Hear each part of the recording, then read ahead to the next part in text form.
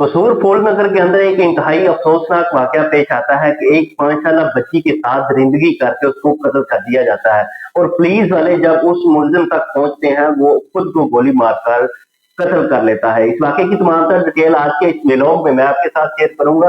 अस्सलाम वालेकुम, मैं हूं रिजवान अली आपकी खिदमत में हाजिर हूं और आप देख रहे हैं मेरा टीवी। का ये इंतहाई अफसोसनाक वाकया है कि एक 5 साल बच्ची जिसका नाम नूर फातिमा है, उसके साथ दरिंदगी करके उसको दफन कर दिया जाता है।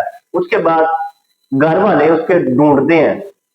2-4 घंटे गुजरने के बाद पुलिस वालों को जब बताया जाता है कि एक गवाह का पर्चा दर्ज कर दिया जाता है, उसके बाद पुलिस और अहले मोहल्ला और उसके घर वाले बच्ची की वो ढूंढना शुरू कर देते हैं। प्यारी सी बच्ची, सिर्फ उम्र है 5 साल। जिस दरिंदे ने उसको उठाया, उसको अगवा किया, उसने उसके साथ ज्यादती करने के बाद उसको दफन कर दिया।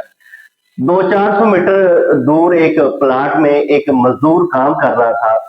वो मिट्टी जब खोद रहा था वहां पे उसको एक जिस्मानी अज़ा हाथ नजर आता है, तो वो बजाय इसके उसको निकालने के वो वहां पे शोर डाल देता है और मोहल्ले को इकट्ठा करता है। उसके बाद पुलिस वालों को बुलाया जाता है, तो वो मौके से उस बच्ची की लाश को जब बाहर निकालते हैं तो पता ये चलता है ये वही नूर फातिमा है जिसको ढूंढते हुए 5 घंटे हो गए हैं।